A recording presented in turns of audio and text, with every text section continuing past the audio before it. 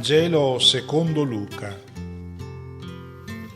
Dopo questi fatti, il Signore designò altri 72 e li inviò a due davanti a sé, in ogni città e luogo dove stava per recarsi. Diceva loro: La messe è abbondante, ma sono pochi gli operai. Pregate dunque il Signore della messe perché mandi operai nella sua messe. Andate, ecco, vi mando come agnelli in mezzo a lupi.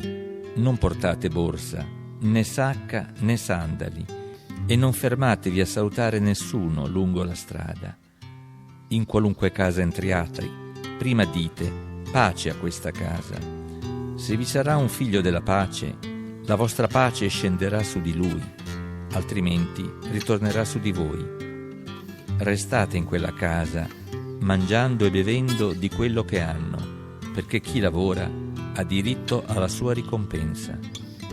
Non passate da una casa all'altra. Quando entrerete in una città e vi accoglieranno, mangiate quello che vi sarà offerto, guarite i malati che vi si trovano e dite loro: è vicino a voi il regno di Dio.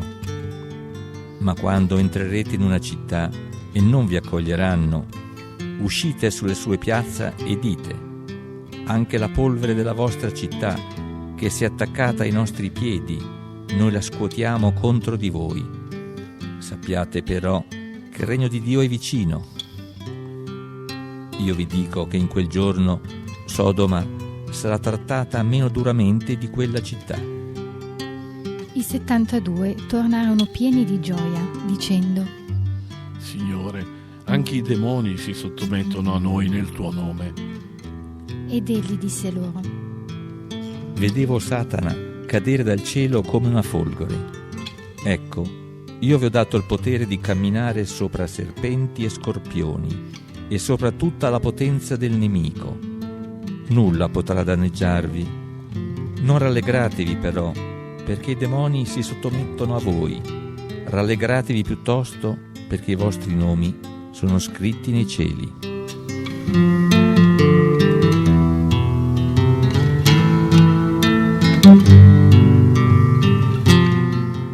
Buona domenica a tutti, sorelle e fratelli. Per comunicare il suo messaggio, Gesù ha impiegato spesso immagini prese dalla vita di ogni giorno della gente del suo tempo.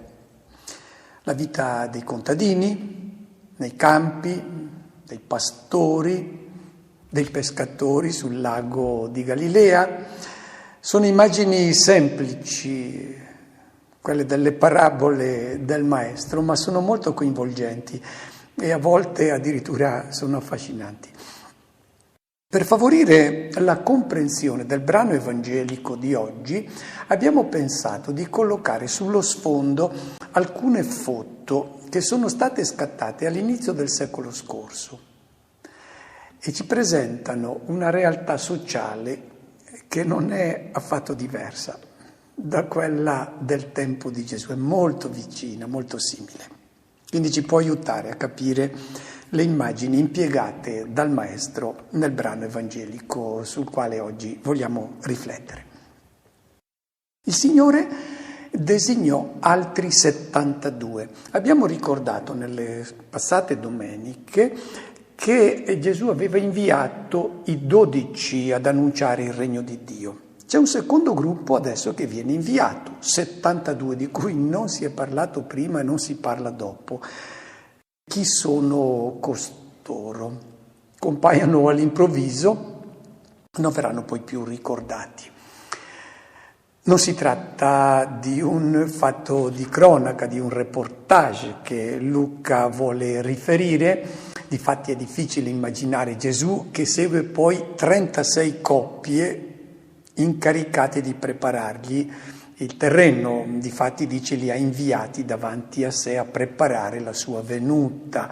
Non può essere cronaca, come fa a seguire 36 coppie di discepoli che sono stati mandati avanti. Questo 72 è un numero simbolico che è molto chiaro per chi conosce i riferimenti biblici, indica le nazioni pagane.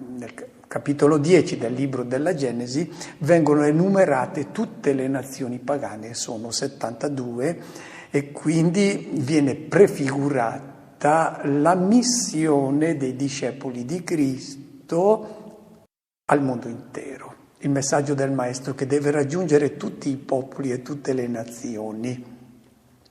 Luca vuole rispondere agli interrogativi pastorali dei cristiani delle sue comunità, che sono ben coscienti di avere questo compito che è stato affidato loro dal Maestro, annunciare il messaggio al mondo intero. C'erano delle difficoltà in quel tempo, ci sono anche ai giorni nostri e non sono molto diverse. C'erano le incomprensioni, le discriminazioni, le emarginazioni. I cristiani delle comunità di Lucca vivevano in una società edonistica, ripiegata sulle realtà materiali. Non era una situazione molto diversa da quella nella quale si trovano i cristiani al giorno d'oggi. Che fa Gesù? Ripeto, non si tratta di un reportage, ma di un racconto che vuole dare le direttive che devono seguire i discepoli di Gesù, coscienti della missione che è stata loro affidata, portare il Vangelo nel mondo intero. Li invia 2 a 2 davanti a sé, in ogni città e luogo dove stava per recarsi. Anzitutto sono inviati a coppie.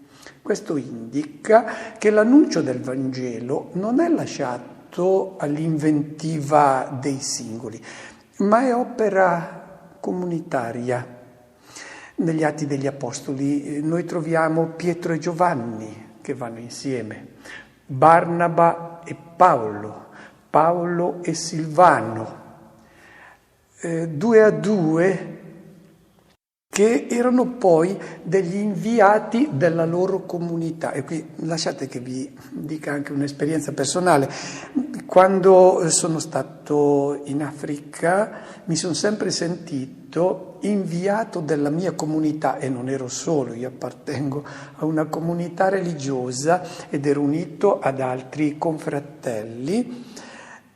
Bene, ma mi sono sempre sentito un inviato di una comunità e quindi dovevo rendere conto a questa comunità del lavoro svolto, dell'accoglienza che il Vangelo aveva avuto, dei rifiuti, delle difficoltà che avevo incontrato. Ecco che cosa significa questo essere inviati da Gesù 2 a 2. Sempre un legame che va mantenuto con la comunità. Il cristianesimo non è vissuto individualmente come può essere un'altra religione. No, il cristianesimo non può essere vissuto che in comunità. 2 a 2 è il minimo per essere comunità. Poi lo scopo dell'invio di Gesù è preparare le città e i villaggi alla venuta del Signore. Non è che chi è inviato giunge in un paese, in un popolo e presenta se stesso. No, lui è soltanto colui che prepara la venuta di Cristo, l'accoglienza della sua proposta di vita. Non si va a presentare se stessi, si va a presentare la figura del Maestro, perché è Lui che salva, è la sua parola, non è il messaggero. Diceva loro, la messe è abbondante, gli operai sono pochi. C'è una messe che biondeggia, è pronta per essere raccolta. Non dice che si va ad arare, no, è già la messe. E quindi bando a tutti i pessimismi.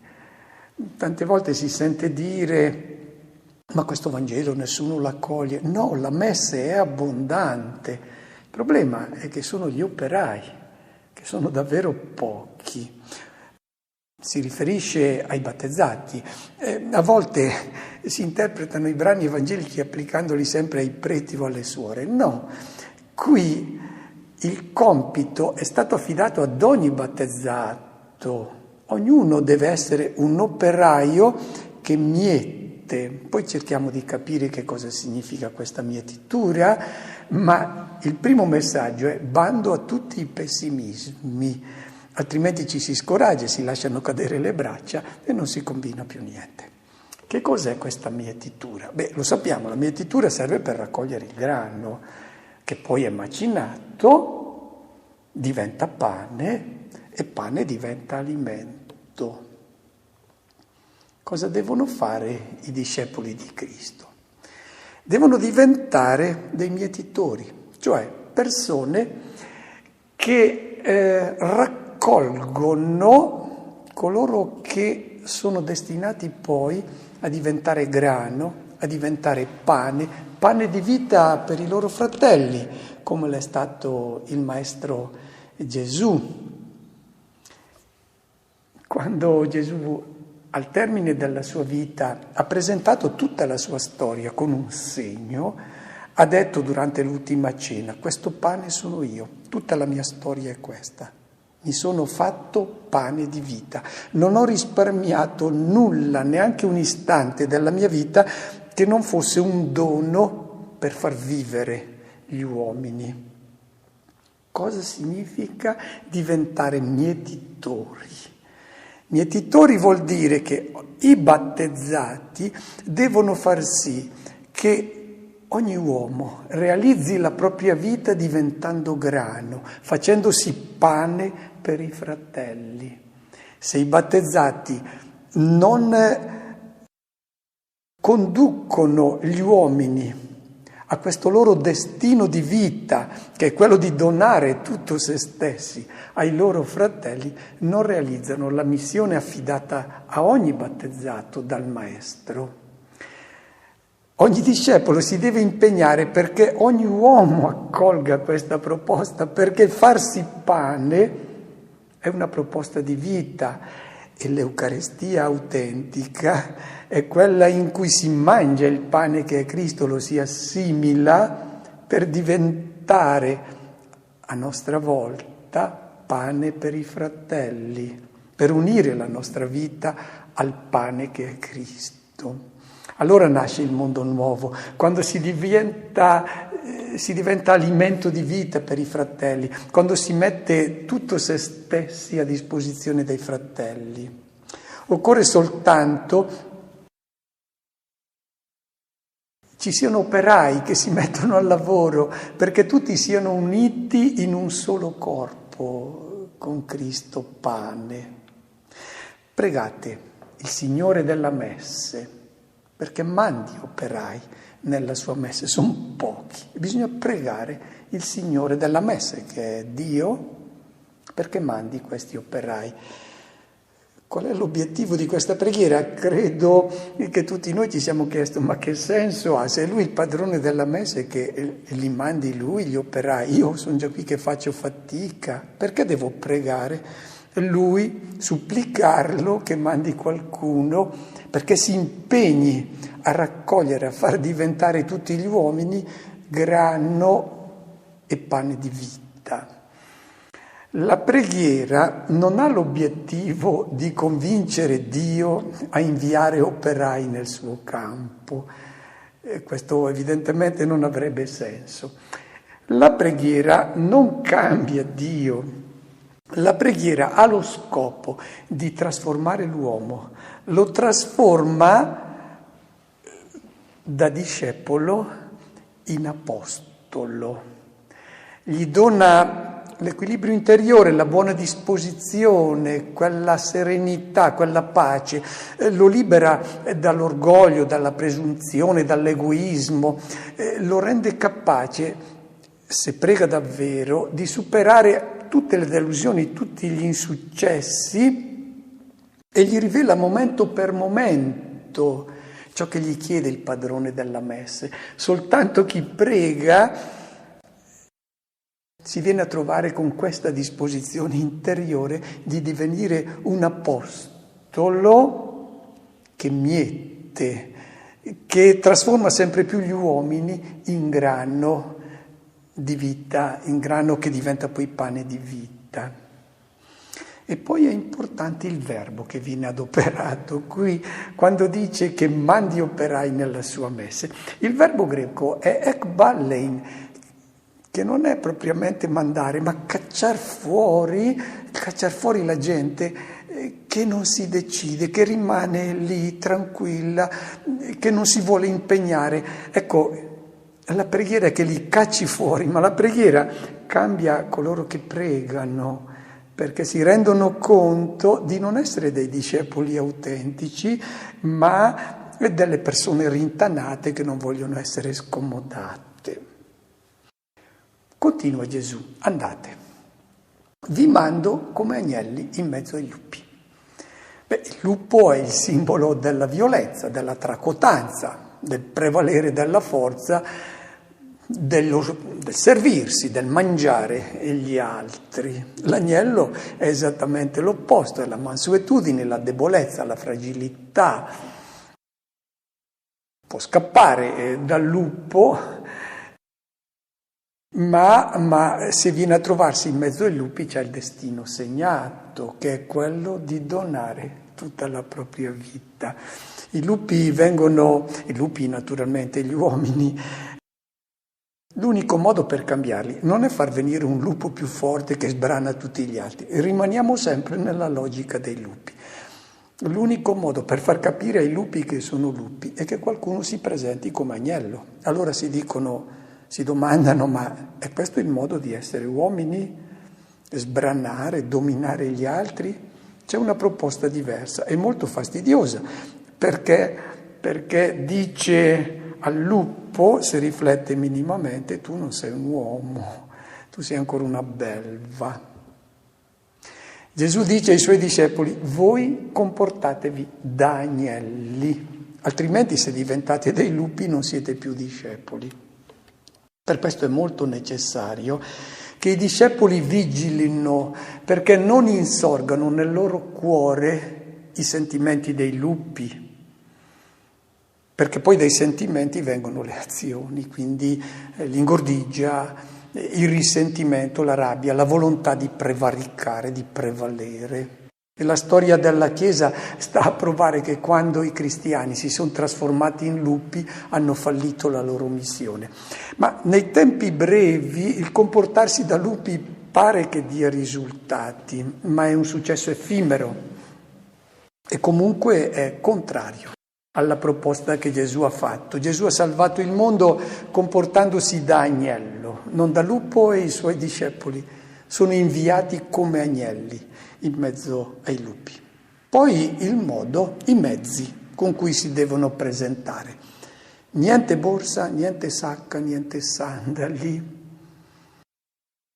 Un movimento politico, un'ideologia, per imporsi hanno bisogno di strumenti efficaci, che sono il denaro anzitutto, poi la forza, le armi, gli appoggi di persone influenti. Il Vangelo non è un'ideologia da imporre agli altri, è una proposta di vita, è una proposta che è fatta a parole, ma è fatta da coloro che l'hanno già accolta in se stessi, quindi si presentano come persone che vivono questa proposta. L'Apostolo deve resistere alla tentazione di ricorrere a questi mezzi per diffondere il Vangelo, per costruire il regno di Dio. La Chiesa perde di credibilità, e lo sappiamo, quel che è successo nella storia. Perde di credibilità quando vuole competere con i poteri politici ed economici, con le grandezze di questo mondo. Chi non sa rinunciare a queste sicurezze, chi non ha il coraggio di riporre tutta la propria fiducia unicamente nella forza del messaggio che annuncia, va incontro al fallimento. La rinuncia al possesso viene indicata qui, la borsa del ricco, il povero che viaggiava con la bisaccia, è proprio il distacco da tutte le sicurezze perché l'unica sicurezza è quella del Vangelo, la proposta che il cristiano fa con la parola, con l'annuncio e poi con la propria vita, con la gioia di aver fatto questa scelta. I sandali indicano, li portava la persona libera, lo schiavo andava scalzo. Luca ci presenta questa esigenza radicale: tu presentati come i servi, non come i grandi, come i ricchi. Poi non fermatevi a salutare nessuno lungo la strada. Non si tratta evidentemente di una disposizione da prendere alla lettera, ma è un'indicazione che sottolinea l'urgenza della missione. Quindi niente perdite di tempo, infutilità nella ricerca dell'effimero. Poi quando si entra nella casa, in qualunque casa entriate, dite pace a questa casa. La casa è il luogo dove ci si sente sicuri e protetti. Anche le sicurezze religiose e teologiche potrebbero essere la casa in cui si cerca riparo. Casa è anche l'intimo di ogni persona, dove ci si trova soli con se stessi. Cosa si deve dire quando si entra in questa casa, che è l'intimo delle persone? È rappresentata dalla casa materiale, ma c'è anche il nostro intimo, quella è la nostra casa. E cosa si deve dire a queste persone quando ci aprono la porta, ci aprono il loro cuore, quando si raccolgono le confidenze di chi è alla ricerca di un senso per la propria vita? Cosa gli si deve dire quando uno ti apre la porta del suo cuore? Ce lo dice Gesù: sono venuto a portarti la pace, la gioia, sono venuto a fare festa con te. I messaggi che i non credenti sembrano avere maggiormente recepito da noi cristiani non sono propriamente quelli della gioia, ma quelli delle esigenze morali. Niente divorzio, l'obbligo, precetto della messa domenicale, sottomissione alle gerarchie, poi anche i castighi di Dio per chi non osserva i suoi comandamenti. I non credenti hanno recepito piuttosto questo. Invece Gesù dice: quando tu entri nella casa che uno ti ha spalancato, parla soltanto di gioia, di pace. Il Vangelo è bella notizia. Ecco le parole con cui il discepolo si deve presentare: sono venuto a portarti, ad annunciarti la pace. Porto la pace a te, alla tua famiglia, alla tua casa. Credo che tutti noi abbiamo raccolto le confidenze di qualcuno che ci ha aperto il suo cuore, la sua casa, e magari ci ha detto: non ho pace.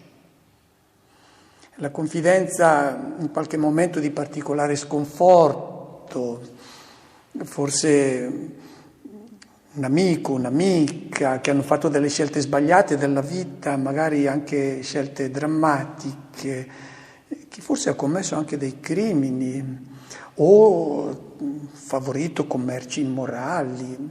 Non ho pace, ripete chi commette ingiustizie, chi va avanti con la mente ottenebrata dal successo, dal denaro, dalle menzogne degli adulatori. Sono persone senza pace. Un giorno si confidano perché non possono tenere sempre represso questo dolore, magari con queste droghe che sono i successi della vita.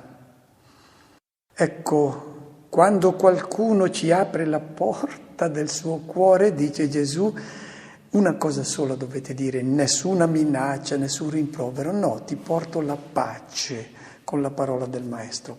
Se vi sarà un figlio della pace, la vostra pace scenderà su di lui, altrimenti ritorna a voi. Che cosa significa? L'annuncio della pace suscita gioia, suscita speranza. Se fra chi ascolta c'è qualcuno disposto ad accoglierla, entrerà nel suo cuore la pace di Cristo, questa pienezza di vita e di bene, altrimenti il dono ritorna a colui che lo ha offerto. Ma allora se ritorna, cosa ne deve fare? Non è che ritorna a lui per trattenerselo e disinteressarsi del fratello. Ritorna vuol dire preparati a rilanciare questo dono, perché non puoi trattenerlo per te, deve essere riproposto il dono di pace al tuo fratello. Poi rimanete in quella casa mangiando e bevendo di quello che hanno, perché chi lavora ha diritto alla sua ricompensa. A coloro che annunciano il Vangelo, dice Gesù, non mancherà mai il necessario per vivere, perché ci saranno sempre delle persone che hanno spalancato la loro casa e che sono felici per aver accolto questo messaggio che ha salvato la loro vita. Per manifestare la loro gratitudine, chi ha accolto questo annuncio invita spesso il missionario nella sua casa e gli offre il suo pane. Gesù raccomanda all'Apostolo: accontentati del cibo che ti viene offerto, magari frugale, adattati agli usi e ai costumi di chi ti ospita, non guardare con sospetto le abitudini che lui ha, le sue tradizioni, non avere paura di contaminarti con i cibi, nessun alimento, nessuna creatura impura. Non passate da una casa all'altra. La tentazione è quella di trovare una sistemazione sempre più comoda. E che cosa accade? Accade che coloro che sono diventati amici dell'annunciatore del Vangelo, prima lo accolgono magari in un alloggio di fortuna, poi qualchedun altro gli offre una casa un pochettino più ampia, più bella, più comoda, e si finisce in palazzi, come la storia della Chiesa ci testimonia. Cosa capita? Gesù dice: fermatevi nella prima casa, non passate da una casa all'altra, fermatevi nella prima, che è certamente la più povera, perché se si suscita anche soltanto il sospetto che si agisca per interesse, per raggiungere una comodità nella vita o una posizione di prestigio, il messaggio che viene annunciato perde di credibilità. Anche solo l'apparenza di tutto questo, di un interesse personale, deve essere evitato. Quando entrate in una città e vi accoglieranno, mangiate quello che vi sarà offerto. Non ci devono essere preclusioni ideologiche, culturali, politiche, nemmeno religiose. Adattatevi alla cultura del popolo al quale avete portato l'annuncio di pace. Poi guarite i malati, cioè il messaggio che voi annunciate deve avere delle conseguenze di vita. Malati non sono soltanto quelli che hanno delle malattie organiche, ma tutto ciò che ci disumanizza, che ci impedisce di avere una vita piena. Si devono vedere i risultati dell'annuncio della parola del Vangelo. E poi c'è anche la possibilità che il messaggio evangelico venga rifiutato. Allora cosa fare? Anche quando uscite sulle piazze di quella città dove non vi accolgono, e dite: anche la polvere della vostra città che si è attaccata ai nostri piedi, noi la scuotiamo contro di voi, però il regno di Dio è vicino. Cosa significano queste parole? Stiamo attenti a non equivocare queste immagini che sono tipiche della cultura semitica. Il messaggio evangelico può essere accolto, può essere rifiutato. Sono parole dure da capire, quelle che Gesù ha impiegato, e prese alla lettera contraddicono tutto il resto del Vangelo. Basti pensare alla reazione che Gesù ha avuto nei confronti di Giacomo e di Giovanni, che abbiamo trovato la scorsa domenica. Volevano far scendere il fuoco dal cielo sui Samaritani. Gesù si è messo le mani nei capelli. Queste cose non devono nemmeno essere pensate. Li ha rimproverati e petimesen, cioè li ha esorcizzati dal diabolico che avevano dentro di loro. mai, non solo con la violenza, ma nemmeno con nessun ricatto psicologico. Che cosa significa questo scuotere la polvere dai calzari? È il gesto di chi entra nella terra promessa, lascia fuori tutto quello che è legato al paganesimo. È facile che dialogando con il mondo rimanga attaccata un po' di polvere anche al credente. Si finisce per ragionare un po' come ragionano gli altri e ci si comincia a scostare magari un po' da quella che è la proposta evangelica. Il sapore del sale evangelico comincia ad affievolirsi. Eccoci, questa polvere che rimane attaccata, se noi guardiamo la TV, guardiamo un talk show, si rimane magari anche un pochettino inquinati da una certa mentalità che è ben lontana da quella del maestro. Cosa fare quando si entra in contatto con la realtà del mondo? Quando torni a casa stai attento, scuoti questa polvere con la preghiera, con la riflessione, con la lettura della parola del maestro, in modo che ritorni a ragionare come ragiona lui. Il dialogo non è mai compromesso o rinuncia alla propria identità di credente. La distanza fra il mondo e il Vangelo deve essere sempre nitida, palese. Nelle piazze pubbliche non va nascosto il Vangelo. Credo sia un problema molto attuale questo. A volte si dice che la Chiesa deve adattarsi. Stiamo attenti.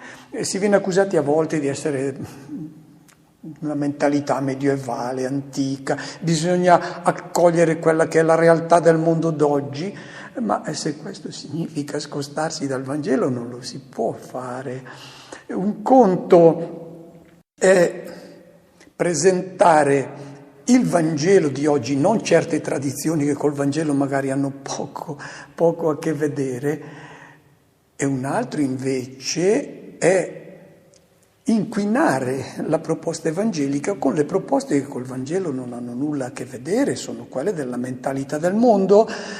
Noi viviamo in una società pluralista, non possiamo imporre il nostro modo di considerare e di vivere la nostra esistenza. Se vogliamo seguire il Maestro, noi lo seguiamo, lo proponiamo anche agli altri, perché siamo convinti che sia una proposta di gioia. Non può essere imposta, però stiamo attenti che il dialogo non è compromesso. Il compromesso non può essere accolto da un cristiano.